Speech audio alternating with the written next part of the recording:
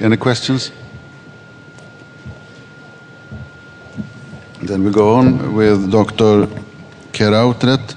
22 cases of corneal ectasia after LASIK, a review of risk factors and evolution. Please. Thank you very much. This is just a review of the cases that were referred to our unit in Bordeaux. We analyzed in this retrospective study the medical history of the patient, topography, keratometry, error, refractive error, pachymetry, ablation depth, and treatment. We observed 24 cases for 15 patients. They were all after LASIK, and we found a complete observation in 16 cases. 9 patients developed bilateral cases. Sex ratio was 1.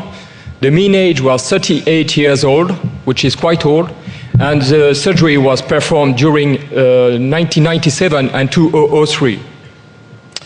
The mean delay of appearance was 22 months. The myopia was 5 diopters when the ectasia was there. Astigmatism was 3.3 diopters, and contact lenses was the solution in 50% of cases. Intracorneal rings were proposed in 1/3 of the cases, and keratoplasty was necessary in 3 cases. What about the preoperative characteristics? On 16 complete observation, the myopia was 4.6 diopters. The mean Kmax was 45 diopters. Astigmatism was 1.8, and pachymetry was 549 microns. The calculated RSB thickness was 337, ablation depth was 64, and programmed flap thickness was between 100 and 180 microns. These are the different topographies of the cases we observed. This patient was presenting keratoconus that was quite obvious on the right eye, but not so much on the left eye. The right cornea developed a frank ectasia. The left cornea remained stable. Yes, yes. This was there was here a typical keratoconus on the right cornea. The left cornea was quite normal, but ectasia here was bilateral. This topographical image has been interpreted by the surgeon as a corneal warpage. But in fact, after the treatment with LASIK, the ectasia appeared very quickly. This young patient that was 22 years old was presenting a quite stable topography because the topography has been confirmed. The prep topography was stable in over 1 year. And we can see that there is a little asymmetry and an inferior steepening. And the ectasia appeared 2 years later on the 2 eyes. This was a form-fruit keratoconus, no problem, but you can see that the ectasia in that case is really advanced. This patient was showing a peripheral steepening with a crab claw aspect that is typical of pellucid marginal degeneration. After treatment, ectasia didn't pose any problem. Well, this was a pellucid marginal degeneration too, but without the crab claw aspect that is so typical of these pre-op topographies. Ectasia was bilateral in this patient too. This patient has been treated for an eye myopia, and the topography was quite normal. In fact, he was showing a direct astigmatism of 4 diopters. What we can see is on the left corneas, we can maybe suspect a little asymmetry and an inferior steepening. Well, in that case, the ectasia was bilateral too, unfortunately. This patient has been operated in spite of topography that was very difficult to analyze due to a dry eye syndrome. After the treatment of an eye myopia, the ectasia was bilateral. So, to summarize, on 16 cases, the topography was abnormal only in 6 cases.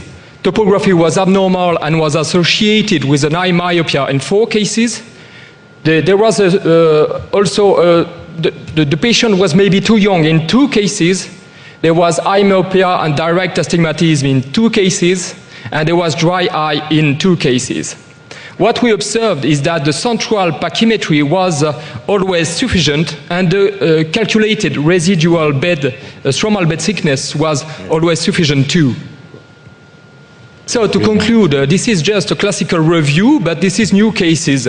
What we can say is that the topography was abnormal in almost all the cases, but it's always easy to find abnormalities when the ectasia occurred, of course. Eye myopia was frequently associated.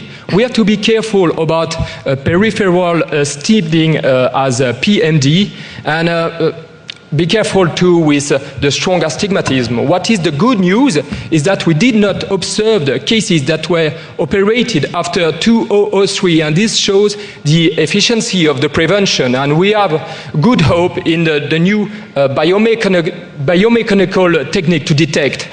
What is the other good news is that the UV therapy can now be proposed to the earlier stages. I thank you for your attention. Thank you very much. Very nice presentation. Let me emphasize again, your paper clearly shows that most of the cases that later on developed chaotic ectasia could have been prevented by careful analysis of the pre-op corneal topography. I think that is pretty good news, because that points out if we really use the machines and the methodology we have to our advantage, we can really prevent most of the cases currently out there. And I would encourage the manufacturers of these machines to develop kind of automated analysis software that helps us as a clinician who do not do maybe thousands of LASIKs a year and who do not have that much experience to rule out these patients. Because for us, when we looked at these topographies, we all were like, oh my goodness, how could you do LASIK on these patients? So it was quite obvious. So let's try and push into this direction. Yes, I think this paper is very interesting, and if we combine this paper with the previous one, we have real the conclusion that Michael said. In the previous paper, we were presented with very high myopias that we don't do now, minus 15, minus 16, and so on. And one case of ectasia only. One case of ectasia only.